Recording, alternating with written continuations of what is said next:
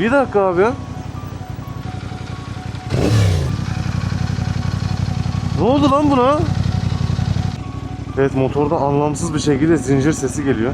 Yani çözemedim şu an neden olduğunu. O yüzden servise gideceğiz. Servise geldik. Buyurun, kime baktınız? Selamünaleyküm. Sana baktım. Ne Hoş yapıyorsun? geldiniz. Hoş bulduk. İçeri mi alalım? İçeri alalım lütfen. Buyurun, kapılar sizin açılıyor efendim. Teşekkür ederim. Sana tekrar selam vereyim. Merhaba, hoş geldiniz. Merhaba. Nasılsınız? Teşekkür ederim. Siz nasılsınız? Kötü karşılıyoruz sanki. Üzülüyor. Ne yapıyorsun? Selamlıyorum. Selam. Merhaba. Tırçık tamiri yapıyorsun. Bak tek de anlayabilecek misin? Neyi var bunun? Gel. Yok. Yok.